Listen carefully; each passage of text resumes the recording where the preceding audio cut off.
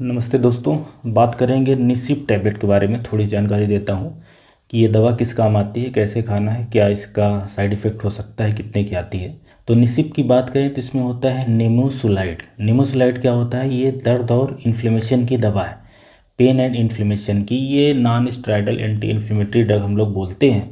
तो अगर आपके शरीर में कहीं दर्द और सूजन है तब काम आएगी। ध्यान ये रखिएगा कि ये बुखार के लिए दवा नहीं है। मतलब अगर आपके शरीर में बुखार है तब उसमें पैरासीटामॉल चलेगी, ये निमोसुलाइड या निसिप से काम नहीं चलेगा। निसिप नाम से एक दवा आती है, एक निसिप प्लस नाम से आती है, एक निसिप एमआर नाम से आती है, एक निसिप कोल्ड एंड फ्लू नाम से आती है। तो इस नाम से काफ़ी सारी दवा रहती है, तो कन्फ्यूजन ना हो जाए इसके लिए आप ये ज़रूर सावधानी रखें।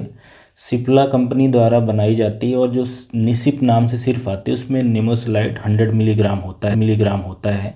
और इसकी प्राइस की बात करें तो आपको ये 10 टैबलेट 44 रुपीज़ की मिलेगी। 4.5 रुपये की एक टैबलेट मिल जाएगी। अब इस दवा को कौन सी बीमारियों में दी जाती है? तो जैसे कि उन्होंने बताया कि आपको दर्द और सूजन, ये दो समस्याओं के लिए दी जाएगी। तो जैसे दांत में दर्द हो या कान में दर्द हो, इसके अलावा अगर किसी के गले में दर्द है उसके काम आ सकती है। साइनोसाइटिस है, नाक में दर्द हो रही, साइनस में दर्द हो रहा है, तब भी ले सकते हैं।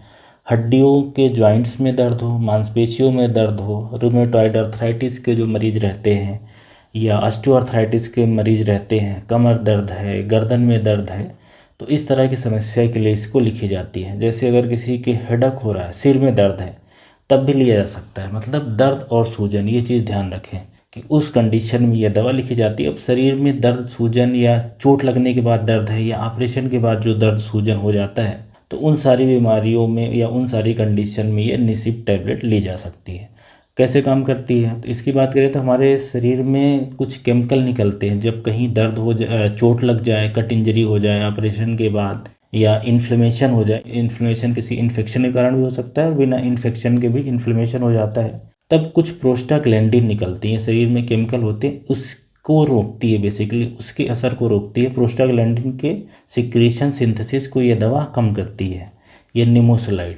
तो इस तरीके से इस दवा का असर आता है। इससे आपका जो दर्द है और इन्फ्लेमेशन है वो कम होता है। ये दवा खाने से क्या नुकसान हो सकते हैं, साइड इफ़ेक्ट क्या हो सकते हैं? तो नॉर्मली क्या होता है कि दर्द में या कहीं सूजन हो तो दवा 1 हफ्ते 10 दिन इस तरीके से लिखी जाती है, कई बार 2-3 दिन ही लिखी जाती है। तो ऐसी कंडीशन में कोई खास साइड इफ़ेक्ट आपको नहीं आएगा। ऐसा हो सकता है कि उल्टी आए, उल्टी का मन लगे, दस्त लग सकती है, या पेट थोड़ा भारी सा लग सकता है। तो इस तरह के बहुत ही हल्के लक्षण आते हैं जो ज़्यादातर मरीज टॉलरेट कर जाते हैं। मैक्सिमम लोगों को तो कोई इस तरह के कोई साइड इफ़ेक्ट नहीं आते। लेकिन ये दवा अगर लंबे समय तक चले तो फिर बड़ी खतरनाक हो जाती है।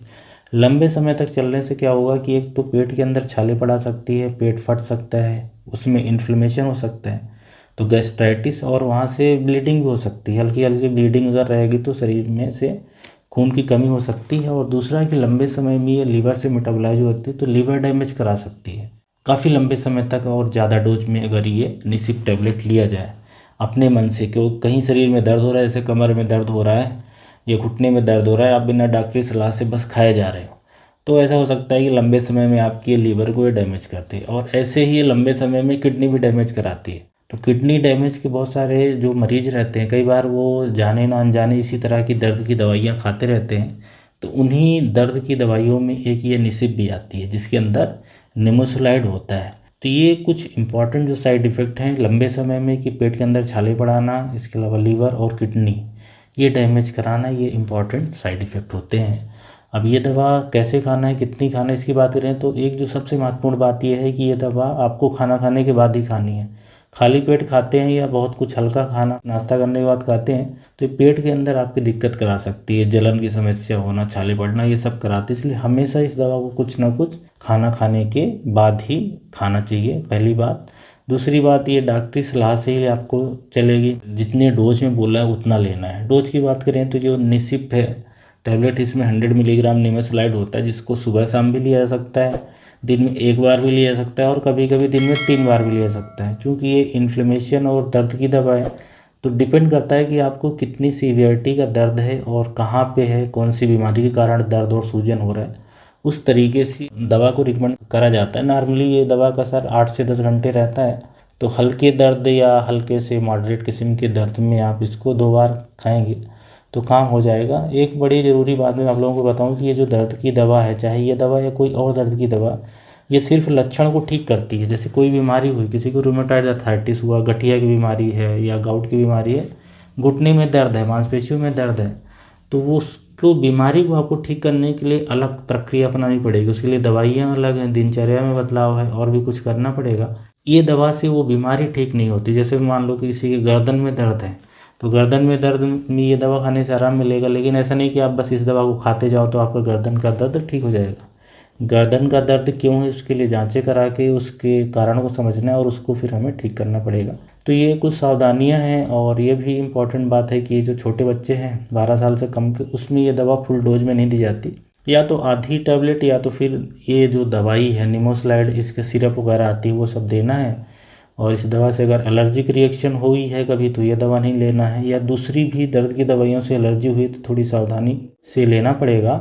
एक और इम्पॉर्टेंट बात इसमें आप ये जाने, गर्भवती महिलाएं और लैक्टेटिंग मदर 2-4 दिन तो वो खा सकती हैं, लेकिन अगर ज़्यादा लंबा ऐसा लगता है कि दर्द बुखार में किसी डॉक्टर ने लिख दिया या अपने मन से ही आप खा रहे हैं, तो गर्भावस्था के दौरान नहीं खाना है। डॉक्टर जो आपके हैं गायनेकोलॉजिस्ट, उनसे ज़रूर सलाह लें।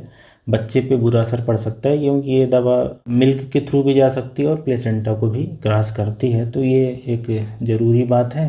अब इसमें से एक दो और ज़रूरी जो इससे संबंधित क्वेश्चन ये रहता है कि ये दवा क्या पेट दर्द में खा सकते हैं कि नहीं। जो सबसे ज़रूरी क्वेश्चन है क्या है कि ये दर्द की दवा है, आपने जैसे सिर दर्द के लिए खाई थी कभी, अब पेट में दर्द है तो मन करता है कि चलो ये दवा खा के देख लें। तो ना तो ये दवा ना कोई और ही नॉन स्टेरॉइडल एंटी इन्फ्लेमेटरी दवाइयाँ, जैसे कि निमोसलाइड के अलावा आइबुप्रोफेन होता है, डाइक्लोफेनिक होता है, इसके अलावा ये पैरासीटामॉल वगैरह जैसे हैं, इस तरह की कोई भी दवा पेट दर्द में नहीं खाई जाती। क्योंकि पेट दर्द में होता क्या है कि उसमें अगर पेट दर्द अल्सर की वजह से, गैस्ट्राइटिस की वजह से हुआ है, छाले पड़े हैं, तो फिर और समस्या बिगड़ जाएगी, पेट फटने का रिस्क रह जाता है। तो ये ज़रूरी एक बात है कि पेट दर्द में इसको ना खाएं जब तक कि हमें कारण ना पता चल जाए। सबसे पहले कारण हमें पता करना रहता है, तभी ये पेट दर्द में चलेगी, बाकी सारे दर्द में खाई जा सकती है। और इसके अलावा एक बात ये भी मतलब ज़रूरी है कि ये दवा अगर लीवर और किडनी की समस्या है तो ज़रूर ध्यान रखें। अगर उन समस्या में ये दवा खाएंगे तो फिर दिक्कत हो सकती है, जो बीमारी है और बढ़ सकती है। और एक क्वेश्चन ये भी रहता है इससे संबंधित, इसको क्या लंबे समय तक खा सकते हैं इस दवा को, तो लंबे समय तक नहीं खाना है। ये दवा जब आप खाएंगे तो कारण ज़रूर देखें कि दर्द क्यों हो रहा है, उसको समझ लें, तभी इस दवा को खाएं। मतलब लंबे समय तक ये दवा चलती है कुछ मरीजों में, लेकिन स्पेसिफिक कारण रहते हैं और जब चलती है तो डॉक्टर हमेशा लीवर किडनी की जांच कराते रहते हैं, कोई पेट के अंदर कोई अल्सर या कोई ब्लीडिंग वगैरह तो नहीं हो रही है, खून तो नहीं कम हो रहा है, ये सब जांच करते रहते हैं, तभी ये दवा चलती है। ऐसा नहीं कि बस दवा चालू हो गई और बस आप खाते रहो और डॉक्टरी सलाह ना लो, अपने शरीर की जांच ना कराओ। तो ये कुछ महत्वपूर्ण बातें थी निसिप टैबलेट के बारे में। उम्मीद है ये वीडियो से आप इस टैबलेट के बारे में जानकारी आपको मिल गई होगी कि कैसे इस दवा को खाना है, कैसे काम करती है।